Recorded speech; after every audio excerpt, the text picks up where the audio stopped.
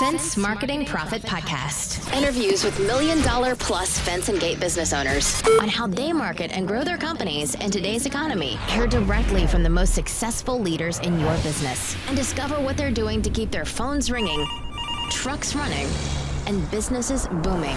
With your host, Scott Andreessen. Well, hello everyone. This is Scott Andreessen with Fence Marketing Team, and we have a very special, awesome webinar today on budgeting for your fence company and how to set up your budget to maximize it for profit. So how to forecast your fence company's budget for maximum profit. And we have with us Mr. Shawn King of Mr. Fence. How are you, Shawn? Fantastic. A little nervous. Hope I can deliver this information. We'll see. You showed me a sneak peek of this, and I was absolutely floored. I mean, this is in depth. This is awesome, and anyone who has any questions at all about how to budget for their fence company, I know this is going to be a tremendous help. So, without any further ado, let's go ahead and get into it. Fantastic. All right, so I'm going to just start off doing a little screen share here. Okay, so how to forecast your fence company's budget for maximum profit. This is very timely because a lot of business owners right now are doing just this. So, or should be, yeah, absolutely. And Shawn, I just want to take a brief moment to show everybody this photo. I love this photo of your team here. Yes, we have a fantastic team. I'd say we're probably maybe a medium-sized company, right? We're not one of the big boys by any means, but we have enough experience under our belt that we've been in this business 25, 30 years approximately now. Awesome. Very cool. Now, on today's agenda, what we're going to be covering, we're going to be forecasting your budget, how to build a predictable fence company down to the dollar a day. Shawn is going to show us exactly how to do that. As close as possible, yes. What to charge, that is the age-old question everyone in fencing asks.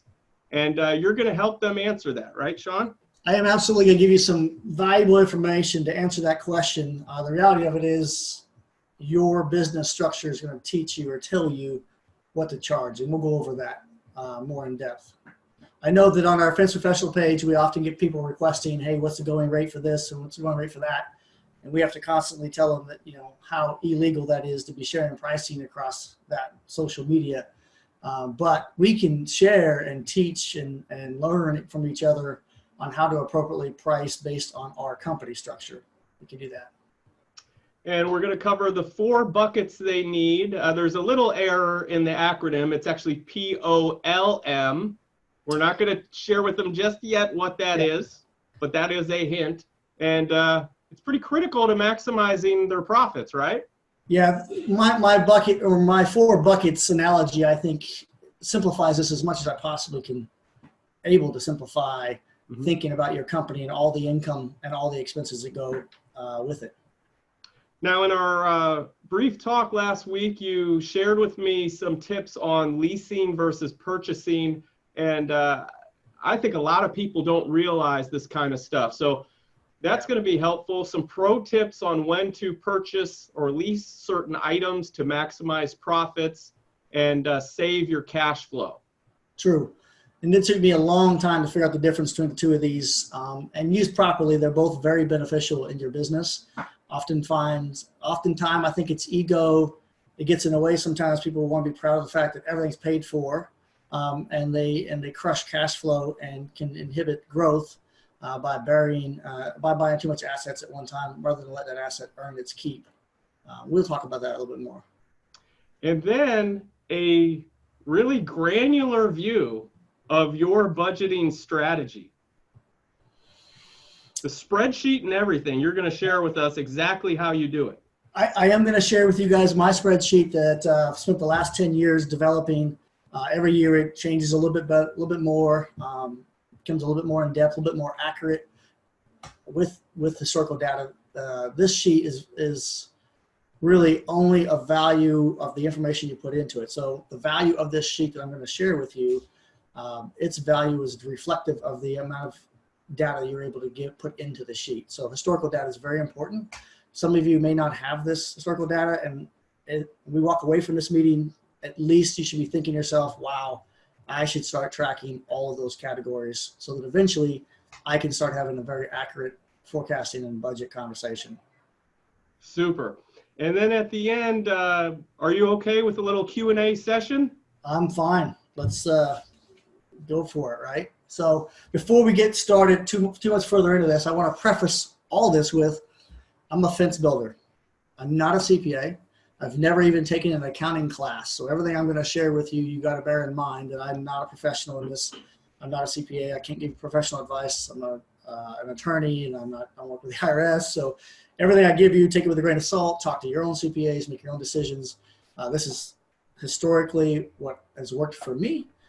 I do have had and do currently have a CPA that works for me, a firm that we hire that has been watching everything I've been doing for years. So I can tell you that it has been my methods have been looked at by my CPA, and they're blown away by the in-depth that we have with our budgets and forecasting and P&Ls.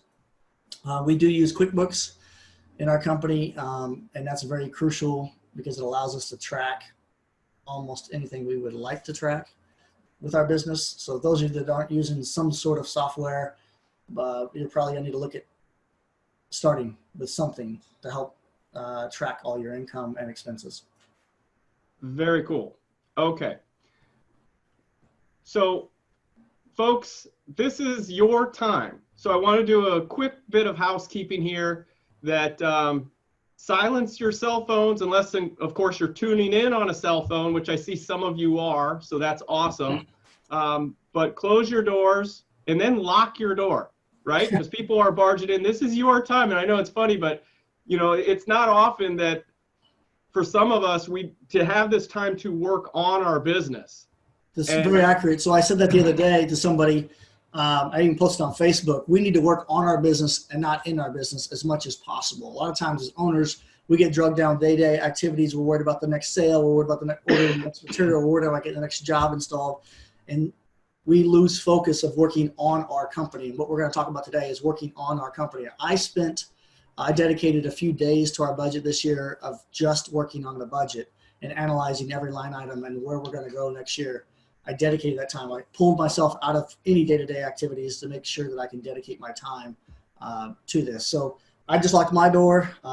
So I should not be interrupted during this time for you guys as well. I've been asked, a couple of people asked me, why am I doing this? The reality of it is, why did we create the Facebook page? Why are we involved in sharing information? Why are we part of the AFA and help with the fence instruction? The brutal truth is, I've been blessed. This industry has blessed me and my family with a wonderful income and a wonderful means of living. I'm very proud of this industry. And it takes, as an industry as a whole, to give back to each other, quit looking at each other as the enemy or the competitor.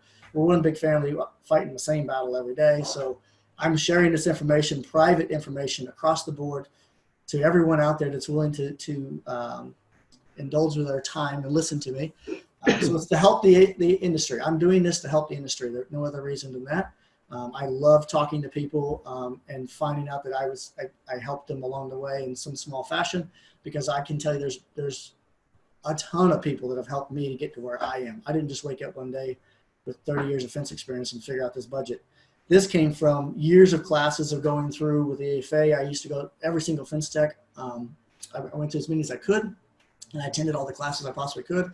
I've attended seminars and webinars that I possibly can to learn this information. Those are people giving me information and giving me their time. So this is me giving back. Hopefully it's of value to everyone here, but that's the reason. For sure. All right. So folks, without any further ado, if you're a fence or gate business owner and you're serious about better results in your finances for 2020, the next 60 to 90 minutes will change your life. I don't know about change your life, but we'll definitely get you thinking, right?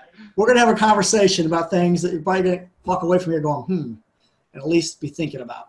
So I'm going to share with you guys right out the gate my budget, and it's an Excel sheet, and it's thorough, and so if you're watching on a cell phone, it's probably going to be difficult for you to follow along because it's a big sheet. And what I'm going to do is go over the sheet real quick. There's a glance. But don't panic because I'm going to go back through from the top down and try to explain how all the pieces work. But to understand where we're going, I'm going to show you the whole sheet at first at a glance to give you some idea where we're going, and then we're going to go back through it and talk about what the importance of the different items. Make sense? Super. So Okay. Shawn, we'll get to that in just a moment. I wanted to share with people how they can do a chat at the end. Oh, yeah. So folks, at the end or right now, we'll get to, you can start adding your questions and then we'll get to them at the end. And how you do that is you're going to see a little chat button. You might need to click more and then you'll see chat and you can start adding in questions and then we'll get to them at the end. And it's right there. And so we've got a lot of folks here, Shawn. We've got Blake, Chris, Damian, David, folks by phone, Josh, Joshua Glover, Jair Riggins, Larry Martin. What's up, guys? Mark, Mike, Ryan Gates, Ryan Lehman, Shauna, some more people by phone. So quite a lot of people attended this. That's awesome. Folks, I want to know how many of you right now are tracking your budget for your business. Just type in the chat box, Y for yes, that you're doing it. Let's just see how many people are doing that. I hope everybody. There you go. Lots Josh, you may have to help me. Josh, I know you're tracking using the same sheet we are. He may have to help me through this process. If I miss something, Josh, pipe in there. Josh typed in LOL, yeah. Ryan Lehman, 100%. Super. Okay, so that's good. A lot of people are, so wonderful. And if you're not, hey, this is your opportunity to get yourself in check and do it right. Yep.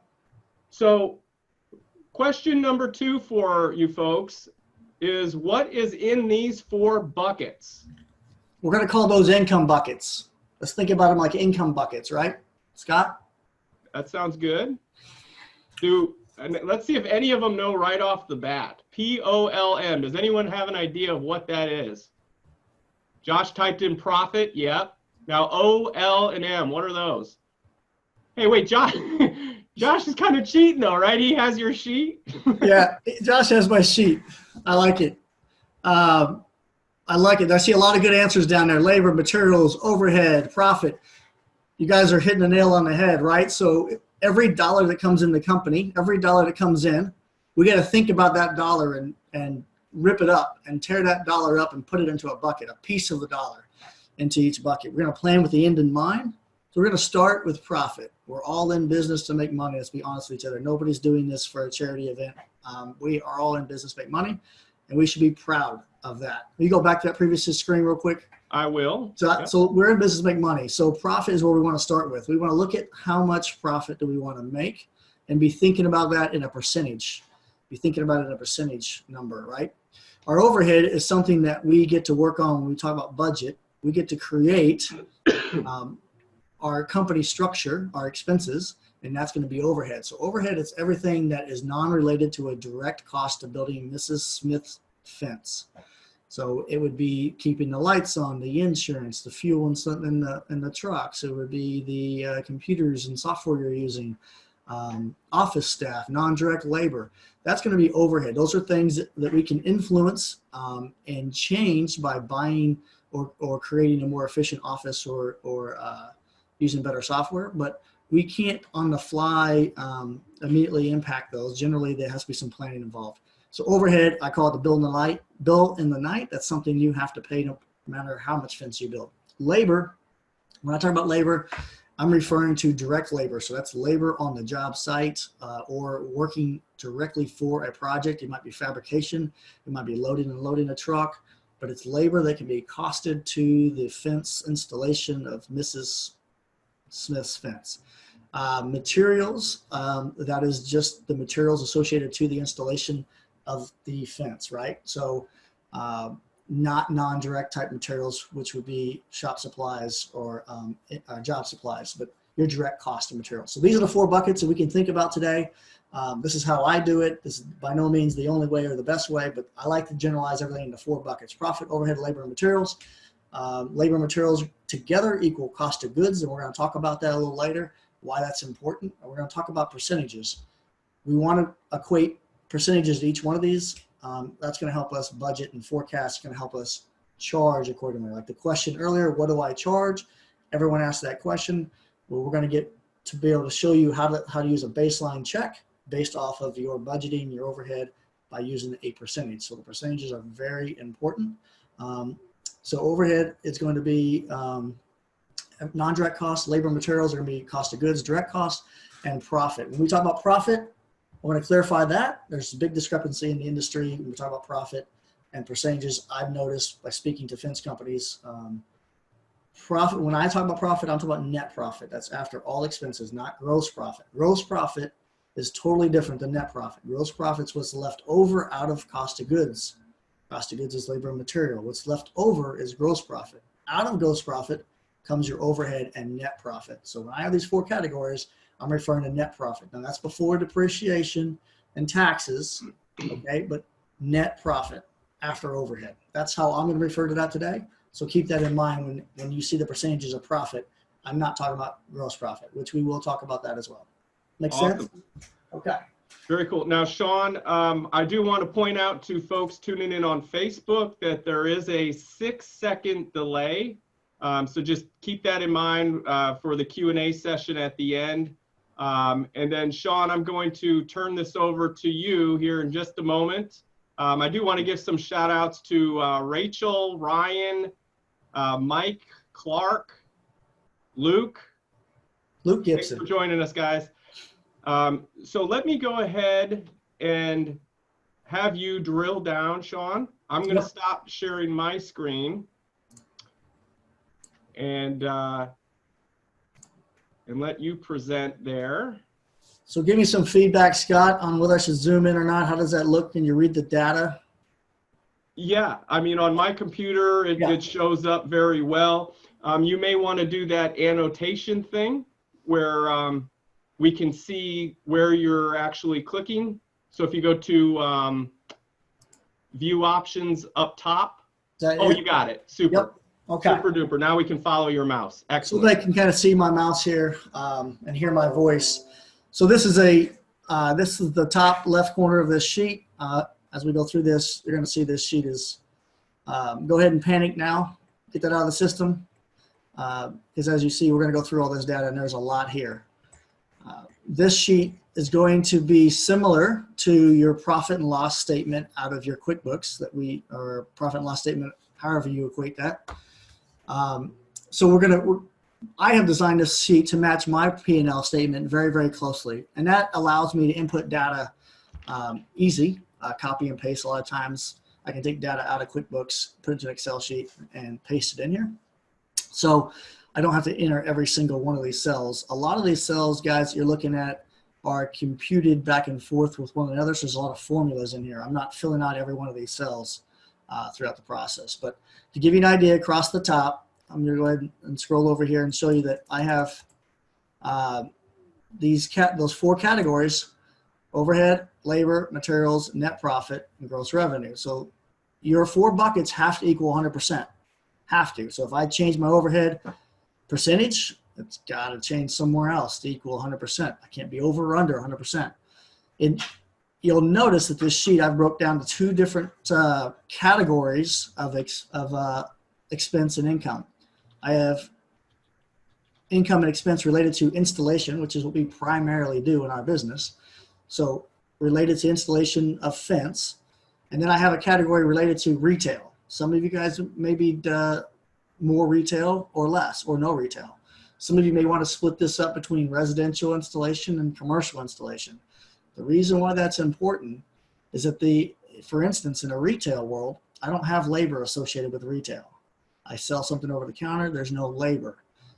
if I delete the labor percentage out of the equation, then I don't equal 100% anymore. So the percentages per category are going to have to change. If you notice my cursor, materials cost is 50% on a retail order. That's what I'm budgeting for. And over here on installation, it's at 40%. But bear in mind, the material is the same material from the same supplier and costs the same exact amount. Relative to the gross revenue I'm charging for the job, it's a different percentage. So it's a different percentage. So my labor is taken out of the equation, so therefore my materials become a bigger piece of the pie, of the total pie. So I've created these. Right here where I have my cursor in cell number R, I've got a 5% overhead cost to these, associated to these numbers. And over here I have a 95% of cost. What that means is that I'm suggesting that installation side of my business is going to carry 95% of the overhead load of my company. And retail sales is going to carry 5% of the load of my company. Now that's relative down here. First line item, 5% of my revenue is budgeted to come from retail sales. Historically, 2017, 18, 19, and now budgeting 2020, these are my retail sales. Historically, I have data that tells me that 5% of my business is generally right around retail sales. So that means that my overhead in line, I'm going to equate 5% of the cost to it. Makes sense. It's in line. I wouldn't want 50% of my overhead costs associated to retail sales because it's going to skew these numbers and they're going to make them invaluable to me, right? So I have two buckets here. Let's use a different word. I don't want to use buckets. I have two scenarios here of overhead, labor, materials, net profit. And in retail, I have overhead, materials, net profit.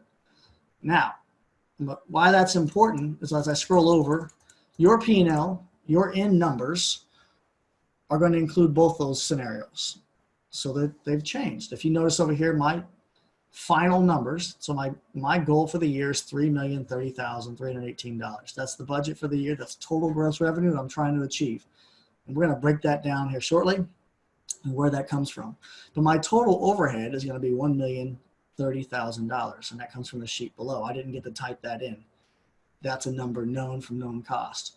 I'm at 34% overhead. That's a formula that comes from another sheet, a part of the sheet. But I want to pay attention to something. 12.35% is what my labor is as a whole to all the revenue. If I scroll back, I want you to look at something and pay attention. Labor over here is 13%. 13% is budgeted for installation sales. But when I skew my numbers and put retail sales into the same revenue, which is what we do in the last cell, the percentages have to change because the revenue is changing. I'm adding more revenue to the bottom line, but I'm not adding any labor costs. So my year-end P&L numbers are going to be a little bit different than what I budget for installation sales. Why that's important is when we go to sell a project and we're talking about an installation project, we want to make sure that we're using accurate installation numbers and not our skewed numbers on the P&L at the end of the sheet.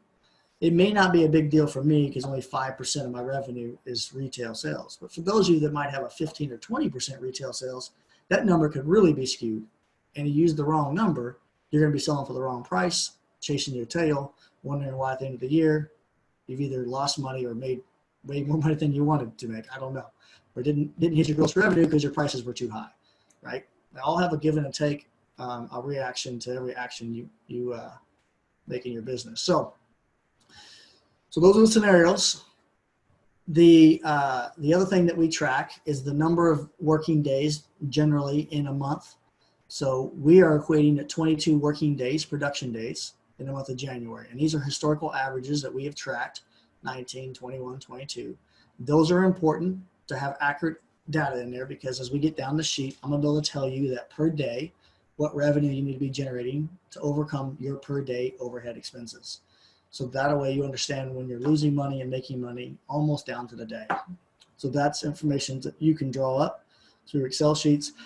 We use it through a calendar. So I'm able to check, 2019, we worked 22 days. In 2018, we worked 21 days, and I get an average.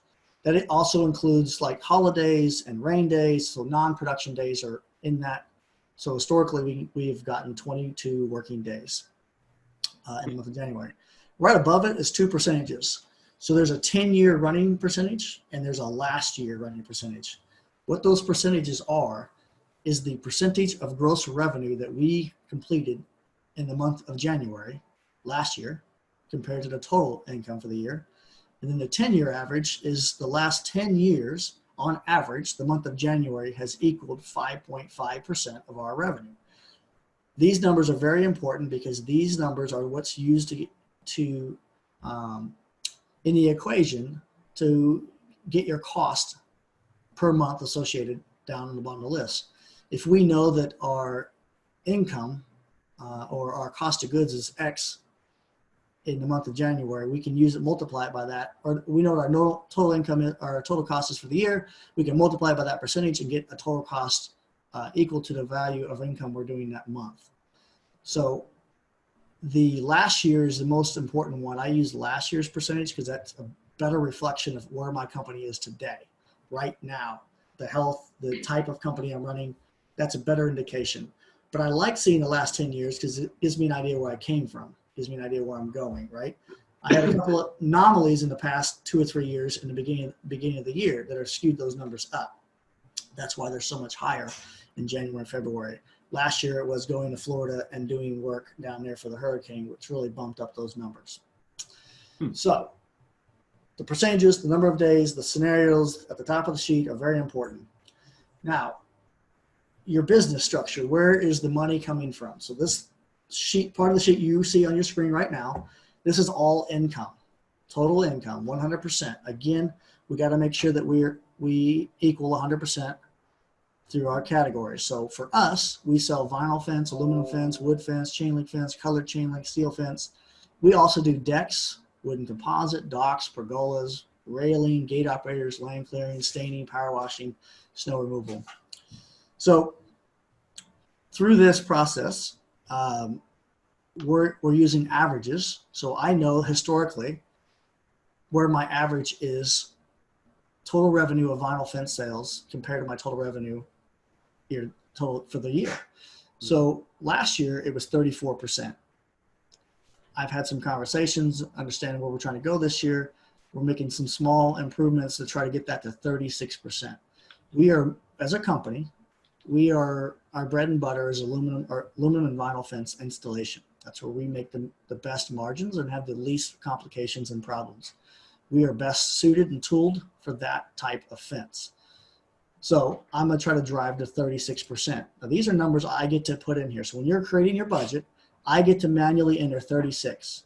I could put in here, I could put 35 and say, you know what, I just want to grow by 1% there, 35, the whole sheet updated, but down here I'm still at 99%. So I know that if I decrease my vinyl sales by 1%, something else has got to increase to equal 100% of my business. So I'm going to say I want to do a little bit more aluminum fence. I bumped that to 15. Now I'm at 100%. But my total revenue goal for the year, vinyl fence, is 35%. I'm at $1,060,000 right there. And aluminum fence is at $450,000. That's total income. That's the sale of the contract to the homeowner. Gross revenue is what we're talking about. The sheet double checks itself right down here. It says $3,030,000, which is the same number that was over here in the top part of the column. The total revenue for our company is budgeted at $3,030,000. What that means is if we hit that total revenue and we keep our overhead where it is budgeted for, we didn't make any major purchases or costs hit us, and our labor stays in line, then we're going to end up making the 13.15% net profit, right? Depreciation and taxes still going to come out of that. The way I have this sheet built is owner's income. My income is in as an expense. So I've already paid the owner's income in this sheet. It's in overhead. I have my owner's income there. So back over here, I've got these income streams. Here's my totals for 2020. I can utilize 2019, 18, and 17 as a quick glance and make sure that I'm tracking, does it make sense? You can see right here, I've budgeted to do less wood this year than last year. I want to do more vinyl and aluminum and less wood. So you can see I've dropped it to 424. That's higher than we did in 18 and 17, but a lot lower than we did in 19. Does it make sense? How can I interject one? Yep. How are you arriving at the 13% net profit? Is that something that you chose, that that's what I want, or it just Yeah. Yeah. So we'll go back to this right here. We're at the first piece. We start with the end in mind. So I start with, I get to enter in that equation 13%. So I had to make sure that all these add up to 100%, right? And so I know that my labor and materials have historically costed me about these percentages on average. When I go back and look at my numbers. And then overhead was the year before was at 36%. So I'm trying to get my overhead cost to 34% of the bucket.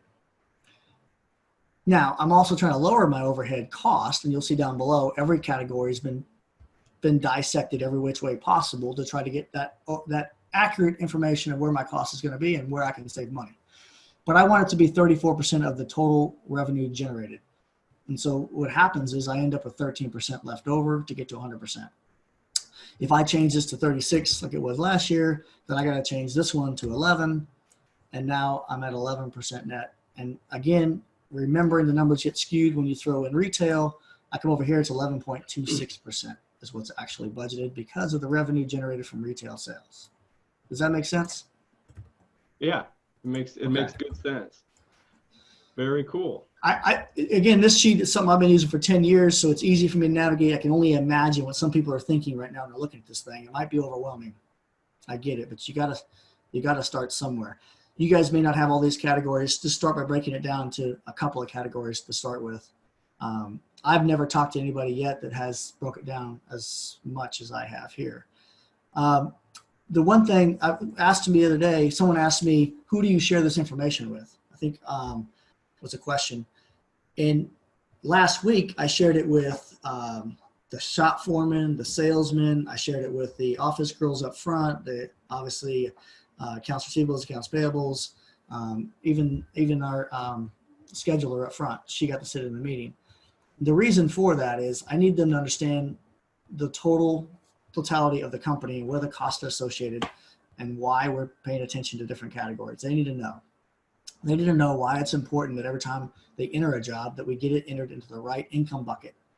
Why is that important? The other thing that came up was very interesting was as a whole, they said we need Shawn King to do more decks, docks, pergola estimates for next year so we can sell more decks, docks, pergola estimates.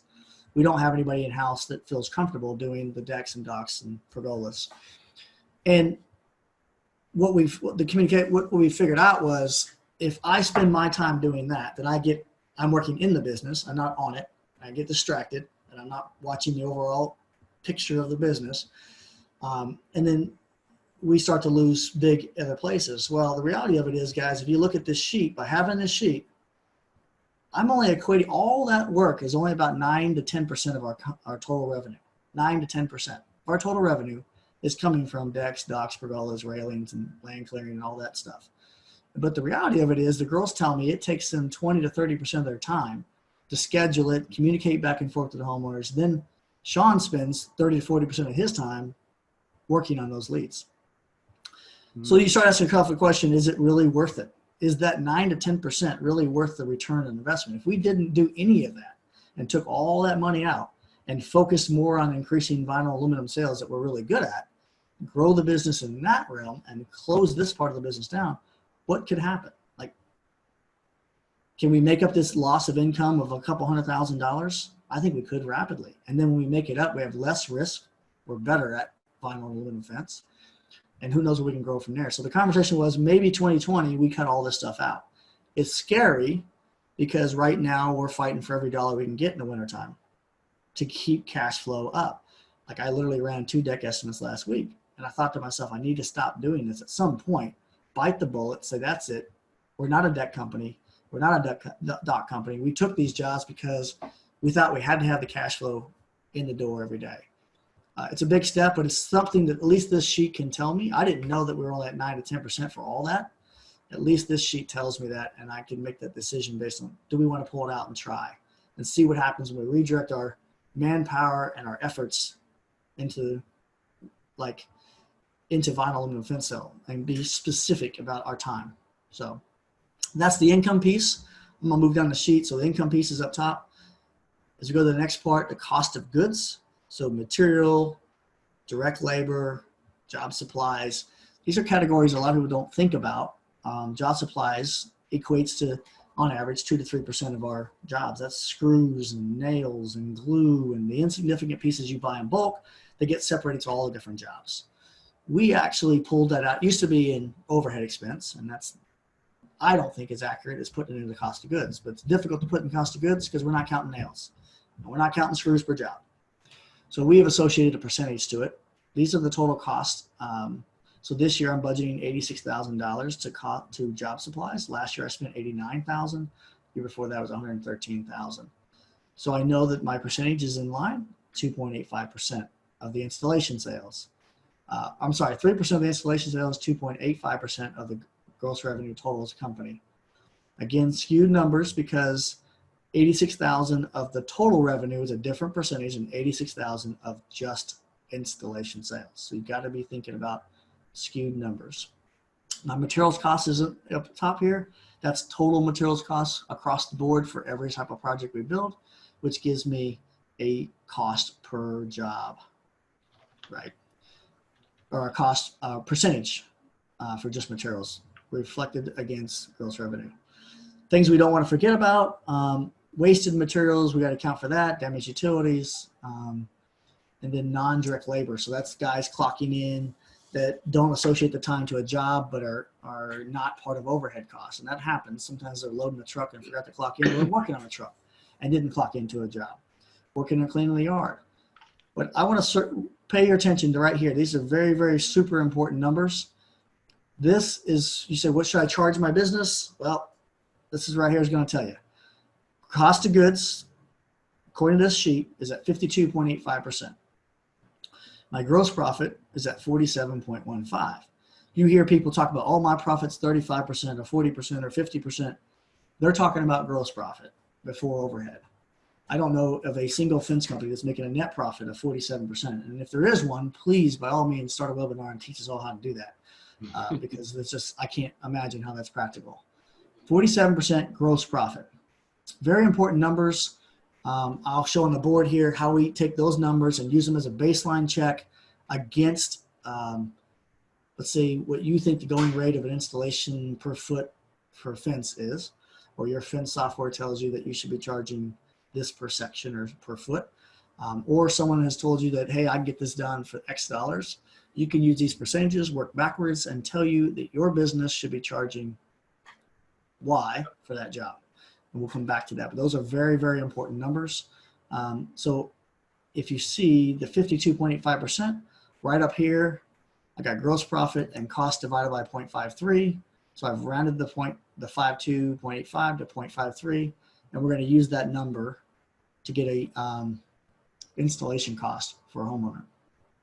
Hopefully, now, Shawn, I just want to interject. We had we've questions coming in, and guys, we'll get to those soon. And then David Ball says, Shawn, great info, using almost the same forms and formulas. Good job with training. Have a great year. Fantastic. Thank you. So, I guess, do we have any questions that we need to take right now over that piece before I go down further? Well, so we have a couple here. Ryan Gates is asking, how can we get access to the sheet to use in our companies? I think you'll maybe cover that a little later. Right. And then someone anonymous who wishes to remain anonymous. Okay.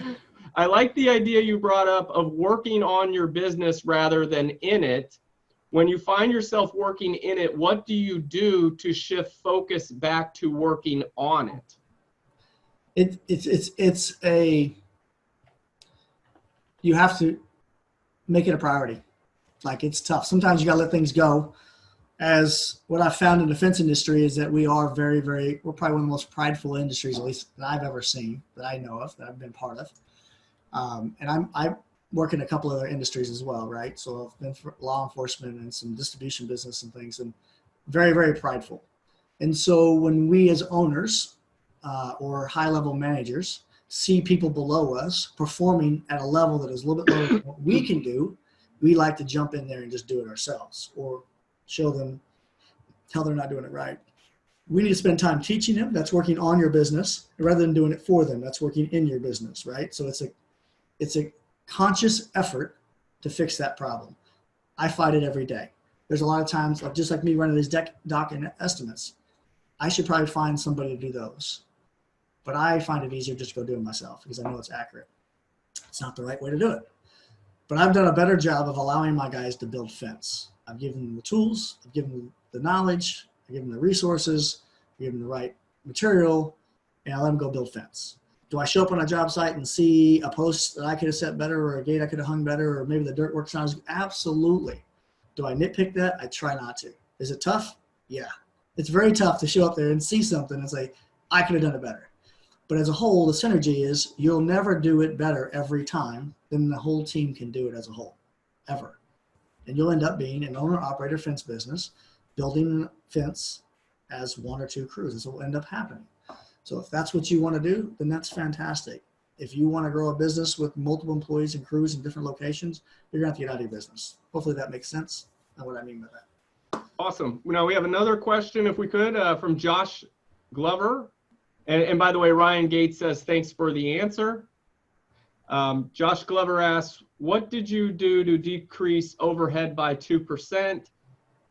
i.e., for example, was it maintenance, more efficient systems, et cetera, have an effect?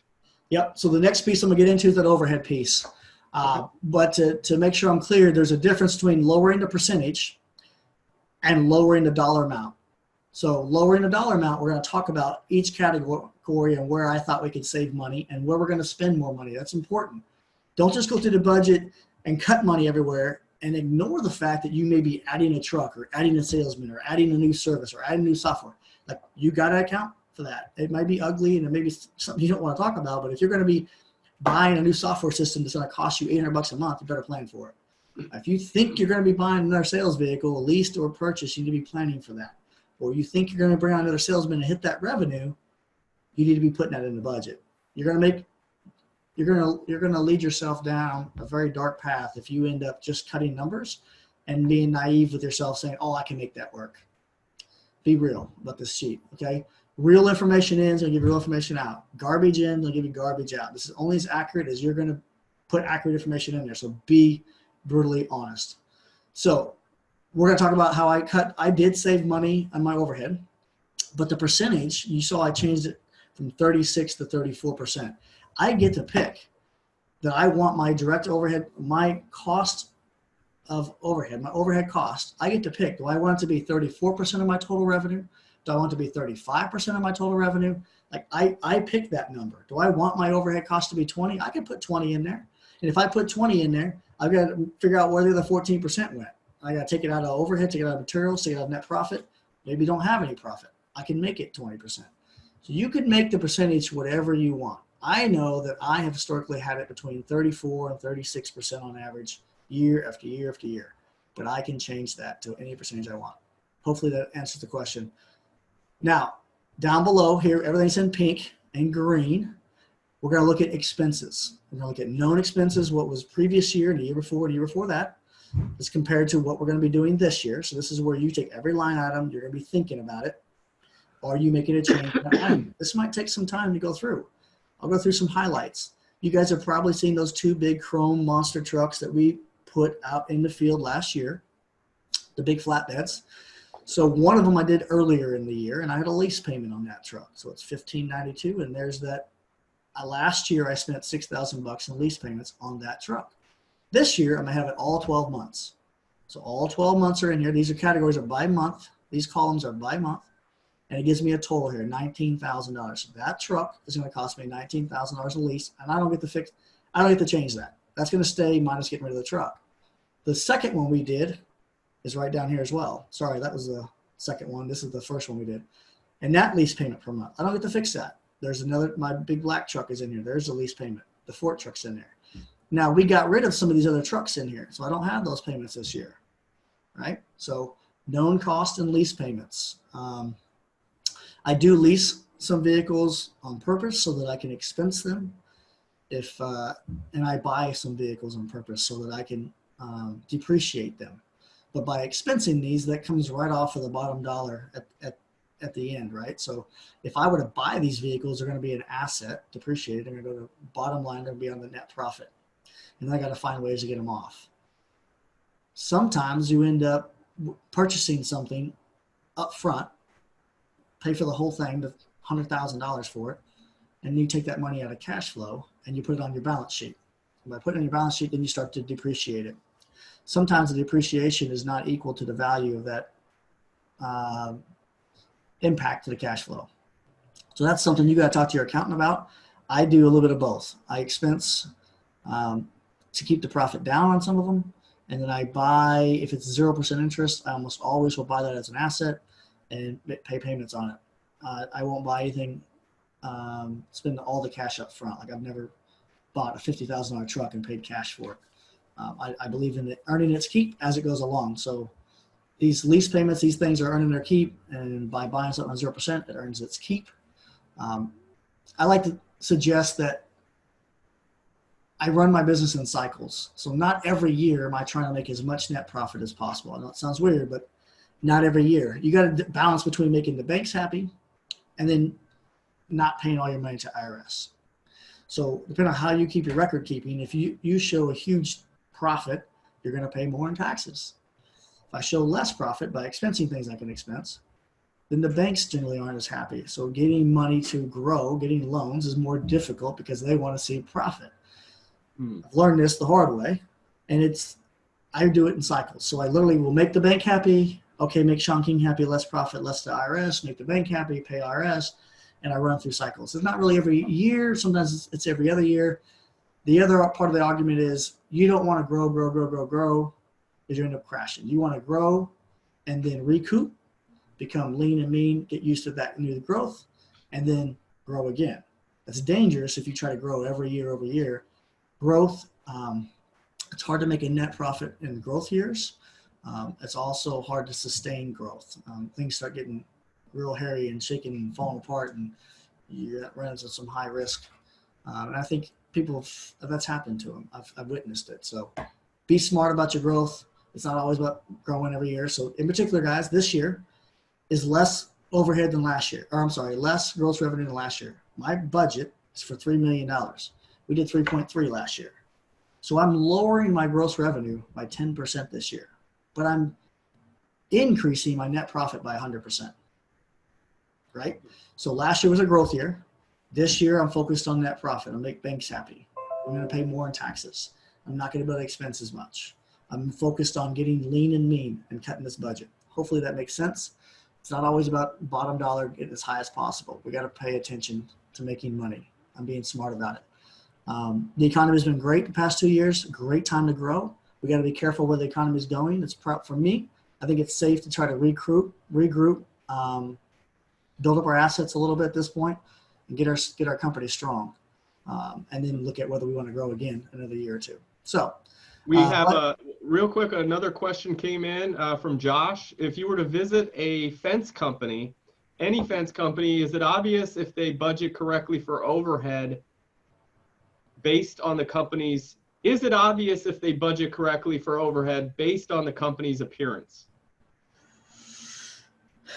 I think the question is, when you show up there, are they working out of a visible, attractive, clean, neat company that's not of a pickup truck, right? Somebody that's got overhead. So is there a building? Is there a front storefront? Are the trucks clean and neat? I think that's what Josh is getting at. And I believe you can tell if someone doesn't budget for that, they're not going to be in business, right? And if they are in business with that image, they're obviously budgeting for overhead.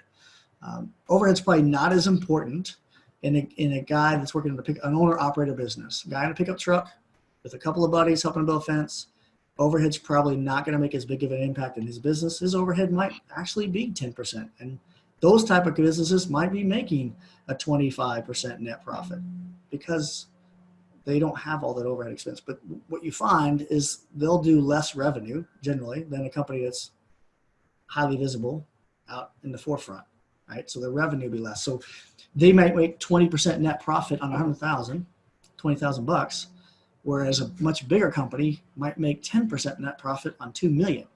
It's 200,000. So a big difference there, right? Big difference on the bucket. I want to call attention right here, guys. Advertising, I made a conscious effort in advertisement this year So last year I spent $65,000 in advertisement. So that is going to be SEO work. It's going to be Facebook, Google, ads that we might run, sponsorships we might do. All that goes in that bucket. So, and then offset it with co-op money that we might receive from a supplier. I'm lowering that this year, pretty good chunk. But we went through every category and decided where we were going to make cuts, if we were going to make any cuts, and where we were going to add. And 50,000 was what we settled on.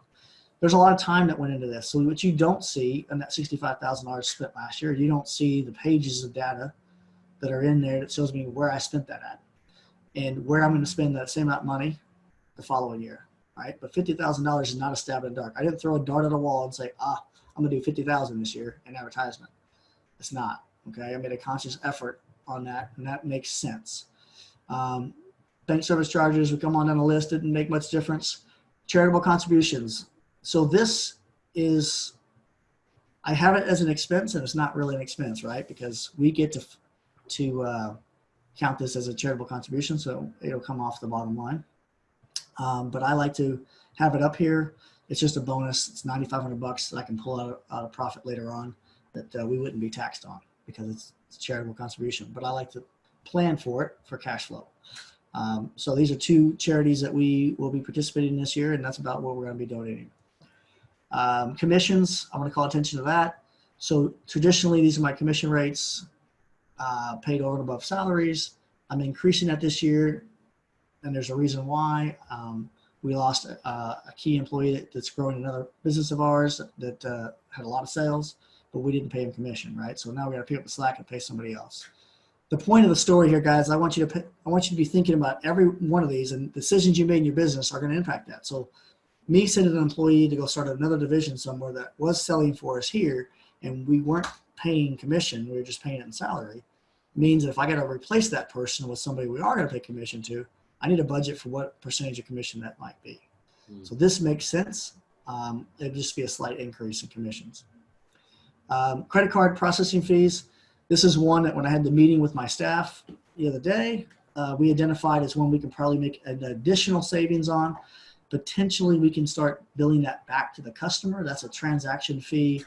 When we run a credit card for a sold job, that's a transaction fee of 3% or 4% if it's American Express that we pay on the job. That's $20,000. If we were to bill that back to the customer, that's $20,000 to go to the bottom line immediately. So the conversation come up with, if we start billing that to the customer, will we lose customers? Some people say, well, if I don't take credit cards, then they'll go elsewhere. Okay, maybe they will. But knowing what my net profit is, in this case, it's 13% I'm budgeting. There's a mathematical equation you can do to figure out how much work you can lose gross revenue wise and break even, right? So just to keep numbers simple, I'm going to say we make 10% net profit. If we make 10% net profit, and the argument is, Shawn, if you start charging the homeowner for the transaction fee, they're going to lose all those homeowners that would have paid you the credit card. How much work is that? Well, before I really lose, 10%. 10% of $200,000 is 20 grand, right? So I would have to lose $200,000 in work to break even to start charging everybody for the transaction fee. My average job is about $5,100. That means I would have to lose, if I do my math right, almost 40 jobs. 40 people have to walk out of here and say, I'm not doing business with you because you won't take a credit card. I don't believe that's going to happen. It might be 20. And if it's 20, then I come up net, I come ahead. Does that make sense? So this sheet tells me all sorts of information. Like I was able to make a good decision. We're now going to charge for 2020. We are going to charge credit card fees back to the consumer as a service fee. So then I can put a 0 in here. If I put a 0 in there, that changes the whole sheet. I want to show you guys. Now my budget for the year is $2,971,000. That's my total revenue that I need to make for the year. And that changed my monthly budget. I changed my monthly sales goal for my salesmen, changed my weekly production sales of installation for the crews, just by making that one decision, right? Change that. So one sec, we got a question here. Axel which I think you answered. What about building in a 3% credit card cost on all jobs and offering a discount for non-credit card payment? So that is going to give you the exact same answer at the end. I think it's more difficult to do that because when the homeowner sees the price at first, you're 3% higher than everybody else. And then you have to explain, oh, by the way, I'll give you a discount. But at first glance, you're already higher. And in our world, Mr. Fence, in our area, we are generally the highest priced fence company anyway. So our competition doesn't have the overhead that we have. None of my competition has a storefront and the trucks and everything that we have. So we come out the gate already 5 to 10% higher than our competition sometimes, generally. So if I were to do that, actually add that 3% on every job, now I'm just making that even worse, a bigger gap. So for me, it makes more sense to put it on the back end after I've already sold the job, after they get ready to process it. It's going to be more difficult for them to walk away from the table at that point. We already have a commitment. Yeah, they could walk away from the table, but it makes it a little bit more difficult. So yes, you can do it that way. I don't do it that way for those reasons. Hopefully that makes sense. Dump fees, we can't make trash just disappear, so it's not a big category we can make savings on. Education and training, I'm going to be cutting that this year. Last year we sent a lot of our employees to the AFA, Fence Tech, and then through the Fence School, and so that's where that cost came from. We're making a conscious effort on a little bit less people going this year because it's further away. It's in Salt Lake rather than it was right here in our backyard in Indy. I had to send everybody I possibly could and capitalize on that opportunity. So that's why that would lower down. Employee benefits really didn't make much changes there, but every one of the line items, we give gold stars, which are worth money to the employees. We pay for all their lunches. We have less guys utilizing the lunch system. So realistically, our lunch budget is going to go down. Let's just keep moving here. Insurance, we're trying to work on cutting our insurance down, but that's not something you can just flip a switch and lower. But if you notice, guys, every category, every line item by line item, I've spent hours going through the P&L, going through the cost and comparing it to previous years and understanding what am I doing this year that's different from last year. This office supplies is a big one. But inside office supplies, you've got my Dropbox account, Microsoft Office account, my company CAM account, my T-Sheets account. So these are all services that I pay for. They're apps of the company. Well, there's an additional one. We have True we're going to be using this year. So we're going to add that in. So I got to pay attention and make sure that's an accurate number. Probably taxes, you don't change much. Repairs and vehicle maintenance, big category, gets overlooked all the time. We've bought some newer trucks, or at least new trucks. So these numbers are going way down. We built some trucks last year. So in my vehicle repair is the cost associated to building some of these trucks out. You could have costed that as an asset. Again, the conversation would be, if I put it as an asset, it goes on my balance sheet, I depreciate it. I show more profit, I pay more taxes. So you just got to be careful where you put those expenses at. Can you expense it? If I can expense it legally, I try to do that as much as possible. Then we got payroll overhead. So I'm right here where my cursor is. These are historical 2017, 18, 19, and then this year I'm budgeting for a $300,000 overhead payroll in the office. So that's me and the girls in the office, right in the office, and base salary for salesmen. So slightly reduction from last year, but not a major reduction by any means. And we're lowering our gross revenue by 10%, but we're not going to lower our payroll by 10% because we're not cutting everybody's pay. Let's see. Small tools is tools that we're buying. So we've literally tracked everything that is purchased per truck. When you replenish tools or have to replace tools or even just buy new tools to begin with. And these are small tools, that hammers and drills and things less than $500. One thing, Shawn? Yep. Above, when you were covering your expenses, how often is that on point? Like how close are you able to get usually? It's amazing. I blow myself away. Sometimes I get the stuff on an expense that might be $20,000, and in the year I'm off by $50. It's just a crazy how accurate it can be. Now there's times we may be completely wrong in a category, a truck blow up and have a $6,000 motor repair, didn't see that coming, and that'll just blow that whole budget out for that truck. That happens a lot. Or we may see a shiny new toy that we want to buy, or we may see a shiny new service. Let's try this, and that'll skew the numbers. I didn't know that going in. But you can adjust this budget if in March, when I'm at Fence Tech and I find something, we got to have that, I should come back and put it in the budget and see how it changes the end goal for the remaining rest of the year. Like, you shouldn't just do this one time and then not look at it to the end of the year. So if you need to make adjustments based on things that have happened in your company, you need to do that. If you're going to hire somebody, you find out you need another person in the office, you better budget for that, put that in there. I like to use this when I think about buying a new vehicle, putting a salesman in the road, or hiring somebody else in the office to pick up the slack. I'll put that person in here in the sheet and see, what does that do? How does that change my gross revenue? How does it change my net profit? What does it make the business look like? Does it change the amount of I should be charging to a homeowner as a baseline price? So I'm 0.53 right now, I told you guys, but if I make some changes and buy some things and expense them, I may have to be at a 0.52 or 0.54, depending on where that number goes. And from that point on, I need to make sure that I'm using that number as a baseline check. One quick question came in from Frank Horner. Do you supply all small hand tools for your crews? Yes, so we don't use any subcontractors. And so we supply the trucks, all the small tools, good, bad, or indifferent. I fight a battle where they don't treat them well, they tear them up. It's a cost that I have built into this sheet. Could I save money and police that and tell them to use their own tools? Absolutely. But I've already got it expensed and built in here. So by me buying them and replacing them is not gonna, I've already planned for that. If I really needed to cut numbers and save money, I could take that away and make them get their own, but then I got to fight that battle. Do they have the right tool? If I'm paying them by hour and that employee doesn't have the money to go buy an oscillating tool, which is the tool that's going to save them time over using a jigsaw and scratching up the post, then I'm losing. I'm paying them more labor because they can't afford to buy the tool. But if I provide all the tools, this is how I want it built. This is the tool you're going to use for this part of the process, and I expect a result being the labor to be X, the number of man hours to be X, because this is what it takes with this tool.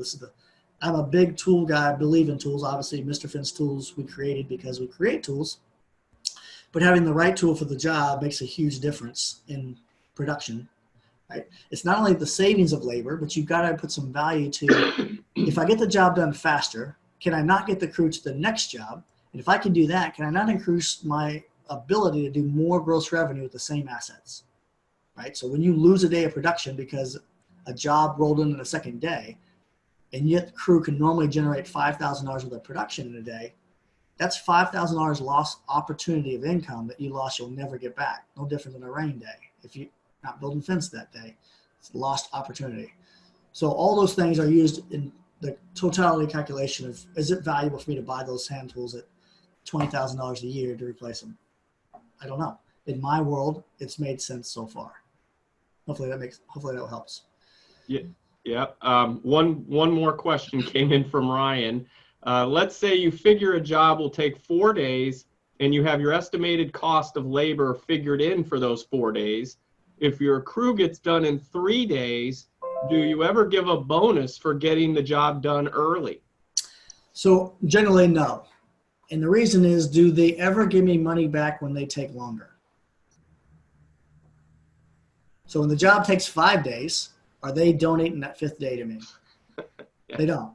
And so to be fair, if I give them a bonus every time they beat that goal and I never take something from them when they don't, then just like this budget will go out the window because there's no give and take. There's no credits and debits. If it's all credits, you're going to lose. Now, do we give gold? So we have a gold star program. When somebody goes above and beyond their abilities, we give gold stars. Are those worth money? Yes. Is it worth a lot of money? No. If someone goes above and beyond or consistently is able to install fence faster as a whole, then they should be paid accordingly. And so they should be paid more per hour. At one time, I literally I paid everybody across the board a flat base hourly wage, minimum wage. Everybody in the installation side got paid minimum wage. And then we job cost every job anyways, but at the end of the job, we would job cost it. And if our labor was supposed to be 13%, we paid the difference between their minimum wage and 13% in a bonus every time. So if it got done faster, they got paid for the hours anyways. It was a win-win for the crew, and it was a win for us as a business because we knew our labor was consistent. The guys eventually fought us on it and did not want to do it anymore because of the credits and debits. They lost more than they gained. Yes, sometimes they killed it. But overall, we were winning as a company because they got paid 13% whether it took them an extra day or not. And eventually their paychecks ended up being less than they were making as an hourly employee. And as a whole, they all came to us and said, oh my gosh, please stop this bonus program. When it was fair. What it proves to me is it's really more often than not, they don't hit the goals. And we don't really pay attention to that as much as they do when they go and install at a very fast rate. And we're like, oh my God, great job. So I think a small bonus, but not equal to the value that they saved in labor, if that makes sense. Super. If we could, just one more question and then we'll get through the sheet. Oh, Ryan Gates says, great answer, thanks. Shauna Harrison is asking, Shawn, do you tell your crews how many hours you expect each job to take? Yes. So that's communicated across the board. So my salesman has to think about the job in man hours, and they've got to bid that job that way, and it's put on the work order that way, and the crew's got to know in man hours. It's scheduled in man hours, and then we job cost it with man hours. So no different than we don't talk about fence lineal foot-wise. We talk about number of sections because that's the reality of the world we live in. We buy aluminum and vinyl in sections. We build wood fence in sections. So we talk about in sections. We talk about jobs in man hour rather than percentages. We use man hours. Awesome. Cranking along, we're almost at the bottom of the sheet. Let's see, fuel. It's a big category. We track fuel per truck as much as we possibly can. We've had a problem tracking this in the past couple of years per truck. The vendor we were using, the reports we were getting was cumbersome, and it was something that I didn't put a lot of time and effort into to fix. We have fixed it this year. We have a new vendor, very super simple to track per truck. Every truck's has its own fuel card. So we're going to get more accurate data moving forward than we've had in the past few years. So a lot of this past data is garbage. The total expense for fuel is accurate, but per vehicle is garbage. You can see this vehicle fuel other down here where the girls were dumping it into a big bucket. I don't know which vehicle it went to.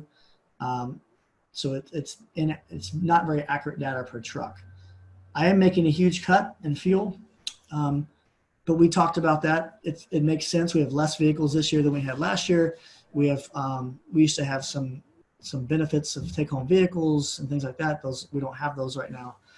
So this budget number, I think, is very reasonable for us to hit. So that's my expenses. What does that mean? Those are controlled costs. I can go through and change any one of those items if I think I can make it an advantage, or I can go change them if I think I'm going to have an added expense. Keep that as accurate as possible. Down below here, this is my monthly cost for the month of January. Call your attention to that. That's the bill in the night. I'm going to pay $70,000 before I build the first fence. This company is going to cost me $70,000 to be open without even doing any work at all. So I've got to make enough profit to pay the first $70,000 to pay the cost of being in business, right? That equates to $3,189 a day. So I take the $70,000 divided by the 22, tells me I need to be generating, or I'm going to have a cost of $3,189 for every day that we're open, right? That we're in business. This number here is my total overhead that's generated by my goal, my revenue goal. So down below, you're going to see what my goal for revenue is, and it's going to be 8.7%. Let's go up here, 8.7% of my total revenue. That's going to be my goal for the month because that's what we did the previous year. What this tells me, guys, is I'm going to be a negative. Even if I hit my goal and we sell and install the goal, we're going to lose $7,600 in the month of January.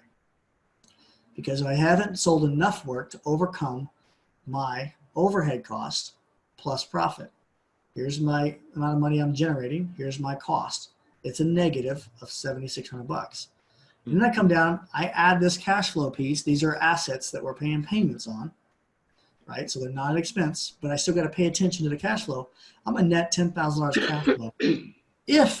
And that's if I hit this monster goal of ours, right? So that's if. My goal, I'll come out a little further right here.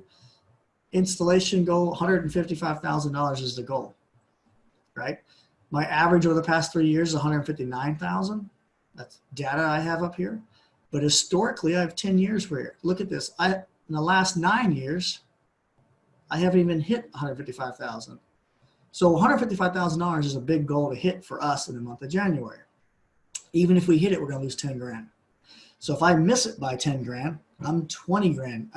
This number gets real big real fast, right? So this is why we got to pay attention to costs, expenses. I've gone up above this sheet, and I've moved as many expenses as I possibly can for the month of January further down in the second quarter, everywhere I possibly can to try to minimize. So even doing that, I'm at $10,000 loss. I need to know that going in, right? Where am I going to recoup that money from? I got to have a plan. We need to know how that's going to come back. In the month of February, I've got a bigger goal. Come on down here. It's a percentage of the total revenue. It's 170,000. If I hit that 170,000, we're going to bring ourselves back to a positive. All right. We're going to bring ourselves back into a positive. We're going to make $2,800. Okay. If we hit that goal. What I'm learning is my break-even point in my business is somewhere around $165,000 of revenue. So $165,000 is what I'm going to have to do to pay the bill in the night, to pay the overhead, to break even, right? So anything less than that, I end up at a loss. Anything slightly over that, a slight gain. So January, February, March are showing a loss and small gains to where I have a net loss of about $3,000 in March. Now that was almost $40,000 when I started this budget process, and I had to move all kinds of stuff. If it wasn't for this budget sheet, I would have gone into this year and in March be almost $40,000 negative, pulling my hair out going, oh my God, freaking out. And in turn, selling decks, docks, pergolas, and railings, and selling everything I possibly can sell to get income in to make up the difference. So now we're chasing dollars we shouldn't be chasing. We're letting our business run us because we didn't plan. So by planning, I've done everything I can to set us up to pay attention to where we make the most amount of money. What are we good at? There's no fence company that's the best at commercial chain link and then installation of vinyl fence residential, and then you can do retail sales, and oh, by the way, we do gate operators. You can't be the best at all those categories. I like to think we are very good at all of them, but you need to figure out what you're really good at and what you make money at and focus on that. I see too many of us, me included, that have lost a lot of opportunity, a lot of money by chasing shiny pennies because we want to be known as the guys that do gate operators. Maybe we're not good at it. Maybe we shouldn't be doing it. Maybe we want to be known as the guy that does decks, but maybe we're not very good at it. Don't make very much money. So I have worked my tail off to get this number where it is at a negative $3,000 loss, and that's if everything goes perfect. Don't have a lot of bad weather. We don't have raising prices. We don't have anything catastrophic happen with equipment. So I've already had a meeting with my bank. Talked to them about the possibility of filling that gap in the first quarter. Now, the second quarter, we start making up ground real quick if we hit our goals, right? Start becoming very profitable per month. Generally, in the fence industry or a service industry, you hit your break-even point. You pay your overhead October, November when you start to hit your break-even point.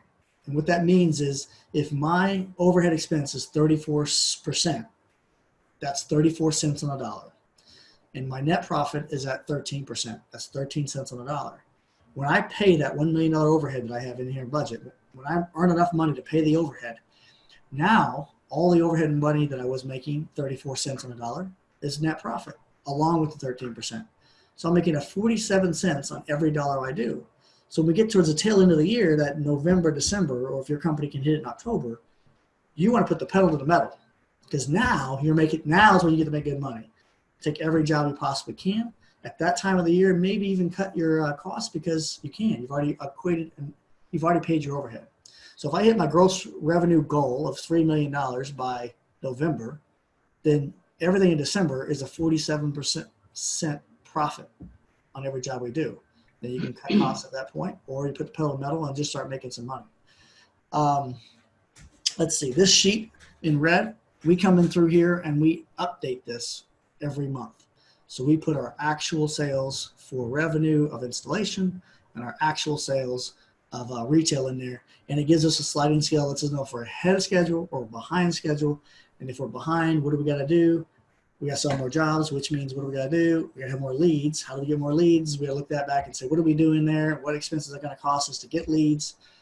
But you got to start digesting backwards and stay on top of this. You don't want to wait till another year and look and say, oh, we made it or we didn't. Somebody asked me the other day, how often do you look at this sheet, or how often do you pay attention to your budget numbers? I try to look at it every month, but I want to make sure that you take that with a grain of salt, because albeit I've costed these per month the best I possibly can, things are going to ebb and flow out of your control. And so some months, if you look at a snapshot of February, it might look really bad, and March look really good. You want to take the overall average. So the bigger the picture you take an average of, the more accurate that's going to be. Zooming into your business and looking at too small of a piece of it at one time is going to give you inaccurate information. The larger piece you can look at. So I budget off of last year's numbers and year total numbers as much as possible, rather than looking at every single month and giving it too much weight. I look at it, but I use it as a reference. I don't panic until you start to see a whole quarter losing money. Hopefully that makes sense. Mm-hmm. I want to make sure that I have time to show how we can use the percentage from this sheet to use as a baseline check on bidding projects. People ask all the time, what should I charge, or what can I charge for a fence? And my response is, well, that depends on your structure of your company. Your company structure is going to tell you what you need to be charging, and then you can play with that up and down. So if you can see the board, we're going to try this. Can you, one thing, Shawn, would you be able to unshare so we can unshare your screen so we can see you bigger? Yep. Let me see here. And how about it, guys and gals? You getting a lot of good value from this? I hope so. Okay. You see the board all right? Yeah, perfect. Thanks. 4 buckets: profit, overhead, labor, materials. Using that gross profit that I had in the sheet of 47%, which means cost of goods is a reciprocal of that of 53%, right? Baseline check. I have a job that I want to submit a bid on, and so I get a materials cost, and I figure it's going to take me a day's labor, right? So my materials cost for my supplier and a day's labor, both of these I know the cost of. I can figure out almost exactly what the cost is going to be of those 2 items, material and labor. That's cost of goods. That's, in my world, on my sheet, it's 53%. So materials and labor equals COG, cost of goods. That also equals revenue divided by percentage, right? Or, I'm sorry, cost divided by percentage. So materials, let's say in this job, it's, keep it easy, $1,000. So fence is going to cost me $1,000, all my materials. And my labor for 3 guys in 1 day is going to be $450. So those are known costs, equals $1,450. So that, I know it's going to cost me $1,450 in direct cost to build that fence. I can take this number. I know that my budget sheet tells me baseline should be 53%. I should be 53% of my job total, or gross revenue.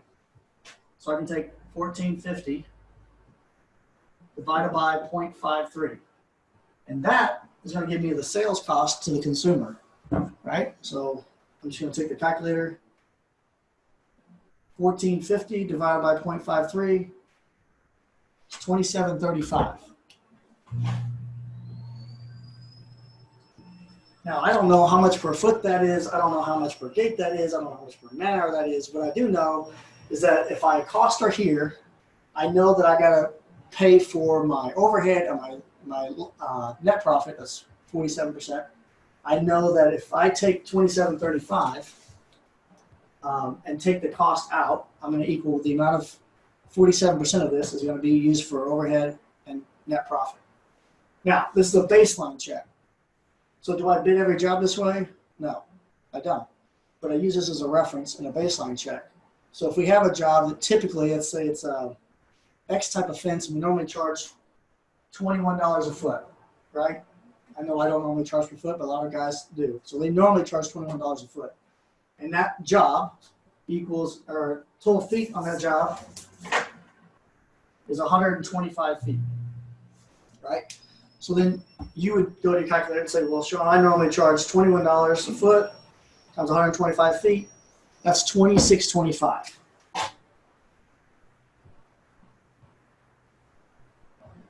So doing it your per foot method. What does that tell me? Is that my business is set up in such a structure that if I sell that job for $26.25, I'm leaving money on the table and I'm taking a loss and it's coming out of my net profit. Bottom line, it's coming out of my net profit. Out the gate, I'm losing money. If everything goes perfect, I'm losing money. Now, you may still want to sell that job at $26.25, and that's okay. But have a reason why. Is it a high profile spot? Is it on a corner that you're going to get a name recognition? Is it for somebody in need?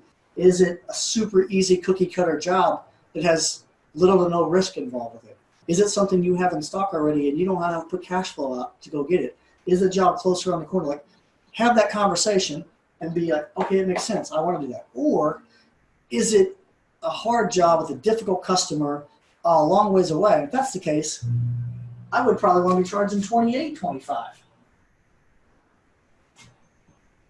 Go above my baseline, right? I want to be paying attention to that. So do I check every job? No. But the bigger jobs, the ones that make bigger impact, I'm using a baseline check. If I don't have a budget and a forecast and I don't understand my business, then I will never have this information that is crucial to running a profitable business. I don't care what you sell. This method works for any widget that you sell. We're all in business to make money.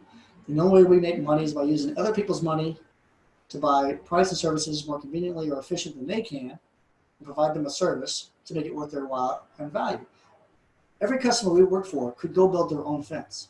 They can learn and go through training and go buy vendors and buy the material themselves. But they're going to spend more time and more money doing that. What we bring to the table is a resource, experience, buying power to get their cost down. So we're using their money to make money. That's all we're doing. So I don't care what you sell. The principle is you're using someone else's money to make money. Pay attention to percentages. And the way you get percentages is by paying attention to numbers in your business. Does that make sense? Oh, awesome. Frank Horner says, real good info. Thanks, Shawn.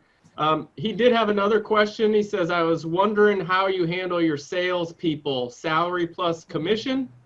Yeah, we do salaries plus commission. I think is some value to motivating them to sell jobs. I do have somebody that gets paid a salary flat, and I've done all commission before. But traditionally, I go with the base salary and then a commission.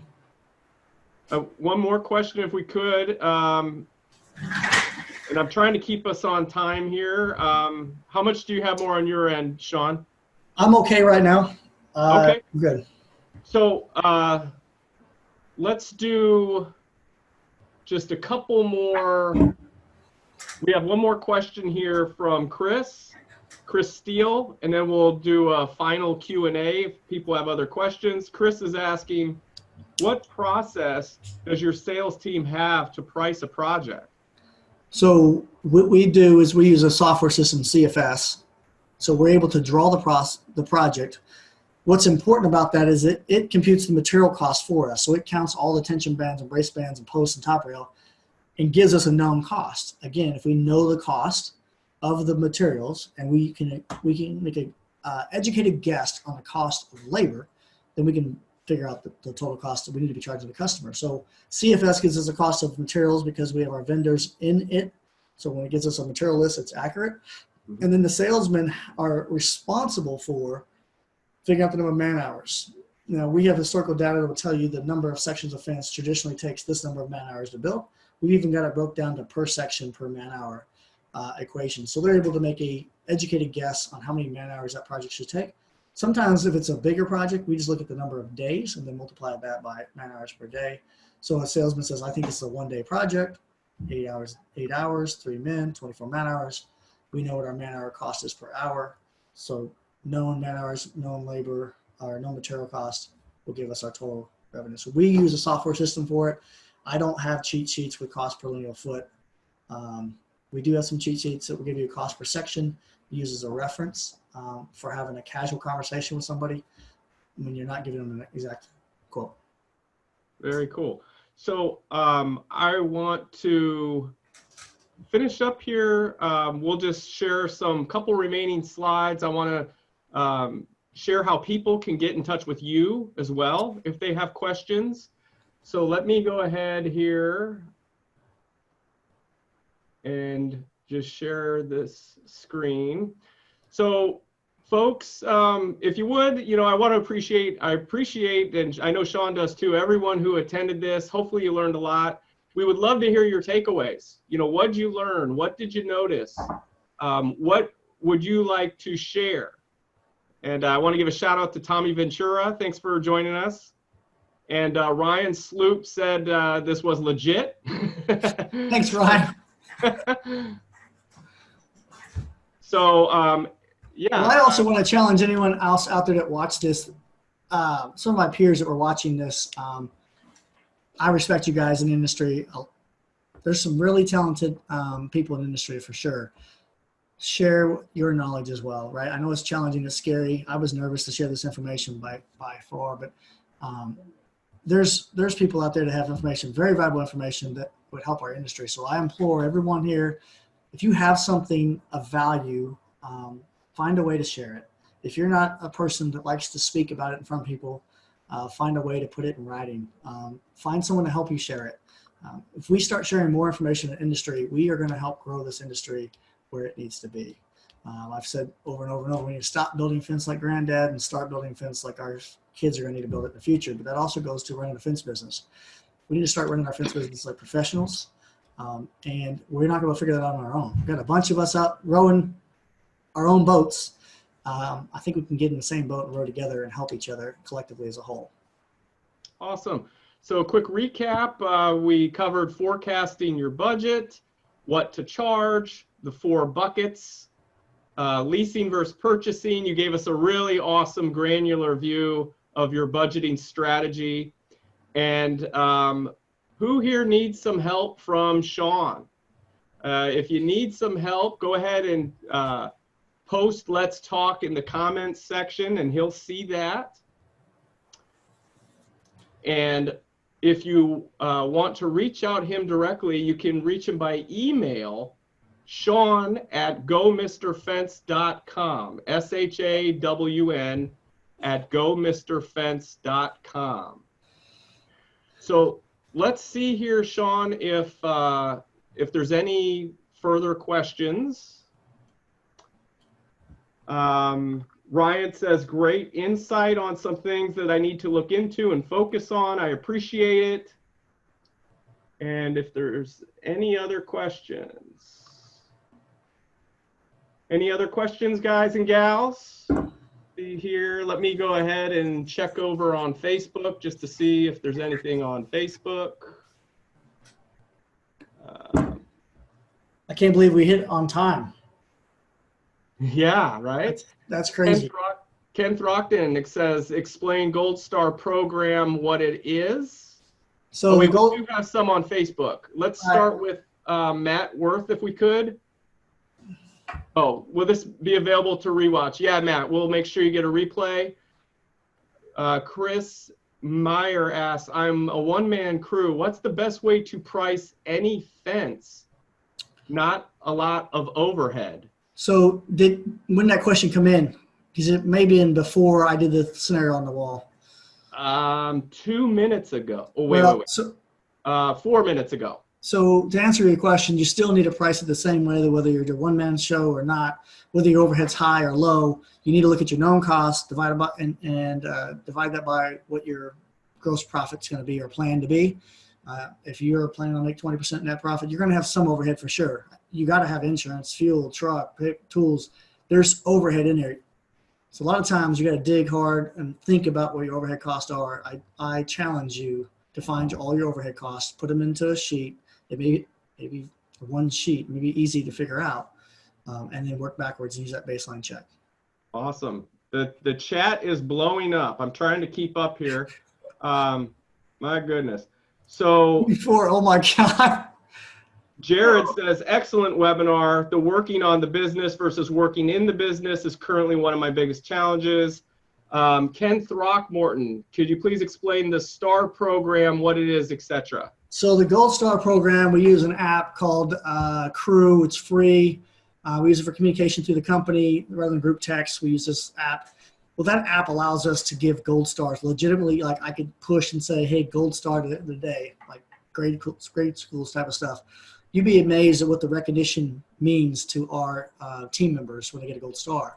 So the gold star can be given from upper management, can be given from your peer, can be given from somebody below you. Anybody can give a gold star. What we did is we put a dollar value to a gold star. So they get $20 for a gold star and a bonus. And basically they get to expense $20 and give us a receipt, and we give them the money back for that expense. So we're able to cost it as an expense as much as possible. If they buy something that work boots or something related to the job, we can expense it. We don't hold them to that. They don't have to. So we give $20 for gold star. Now those gold stars are given to people that go over and above their abilities. So that's the key thing, is that your all-stars don't get all the gold stars. Like, they always do that. Okay, great. Well, that's normal for you. So your baseline, you don't get a gold star. If you normally install that much fence every day and you did it again today, great. No participation trophy. But when the crew goes over and above what we expect them to do, then we give them or that crew a gold star. I also give gold stars every time that I have a customer go out of their way to tell us how good that crew did. Absolutely, that's like a shoe in. If I have a customer come and tell me, call me, email me, come in the office and tell me how amazing your crew was, done. I will gladly give you guys the gold stars. That is very important to us. That's awesome, because it doesn't always have to be financial. People just, want validation, recognition. Super. Rocky Morton asks, does gate fabrication go into overhead? So gate fabrication for us is an overhead. As far as the materials I use, shop supplies are in there. We don't cost them per job. If I can describe this. So we cost every job, materials to every job. But you notice, remember that 3% category I had up there earlier was job supplies. It was in cost of goods, but we don't actually cost every upright and every aluminum stiffener and hinge to each individual job. We look at it as 3% of the total revenue was used to purchase those items. Sometimes it's higher or lower, but on average is 3%. So it's in cost of goods. So it's up top in cost of goods, not an expense. It's up there in that 53% cost of goods. The labor used to do it is up there as well. That's in that non-direct bucket. So there's that direct labor and that non-direct bucket. So my shop foreman's a non-direct guy. So it's in that. But when I look at my job costing per job, his labor is not in there because I'm not associating it to that particular job when he built that gate or pulled that. We route all of our posts as well. And that, again, is a non-direct cost. I'm working towards a new software program that allow him to clock into every single job. When he routes the post or builds the gate, click a button, and it will associate that cost to the job. I challenge you to get every cost you possibly can costed to the job. I'm not able to get all of them there yet, close, but those pieces, building the gate, is non-direct, and job supplies but are in cost of goods. Awesome. So we'll take one more question. I appreciate you going over here on this. We went a little over. Rachel Crow says, this was great. Thanks, Shawn. I work with companies across the country. When I talk to them about these same principles, you wouldn't believe how many companies have no idea what their overhead and profit is. Two more. We'll take two more here. Tommy Ventura asks, at what point should I look into hiring another salesperson? So we had that conversation, Tommy, just with my company just recently. So we looked at the gross revenue number that we needed to generate. We could break that down to our average sale per job, right, of $5,100. And we could break that down to our capture ratio. We track the capture ratio. So we know that salesman A has a 50% capture ratio and salesman B has a 30% capture ratio. So then that'll tell you that if my average job is 5,000, I can divide that into 3 million. It tells me the total number of jobs. Last year we did 600. Now I know total number of jobs. So if I need to sell that total number of jobs, I can back backwards and say, if I'm a 50% capture ratio, then I have the opportunity, I need the opportunity for twice as many, right, 50%, or 30% capture will be 3 times as many leads in order to sell that number of jobs. So you just keep working it backwards. And if you find that one salesman can't do, so we keep working it backwards, we find out that our average salesman can run 3 leads per day, 5 days a week, all year round, right, effectively, Then if we need more leads than that, you guys start looking, well, how's that possible? Can you run 4? Okay, well, you can't. Well, do we hire another salesman? Do we do it seasonal? Do we make a seasonal salesman, right? Do we start looking at that conversation? This year, we're looking at hiring another salesman because, obviously, with Josh leaving us, going to Florida, running the new location, and myself trying to work on the business and not in the business, there's a hole there. We figured out that we need 180 more leads this year if I pull out and don't do decks, docks, pergolas, and railing. 180 more leads, divide that per week, per day, start figuring out we need another salesman. So Tommy, I would challenge you to figure out how many leads can you do a day, what's your total revenue goal, what's your capture ratio on average been. That's going to tell you whether you can, whether you need to hire a salesman or not. Then you put that information into the sheet, and that'll tell you, can I afford this? Oh, I can't. I got to raise my revenue. Okay, raise my revenue. Now I need more leads. And you end up going back and forth, tit for tat, until you find a solution that fits that person, that salesman, and that volume and that expense. It doesn't happen right away. You're going to spend hours going back and forth. Awesome. We got Tommy says, great answer, thanks. Axel Boris says, great information. Shawn, 5 gold stars.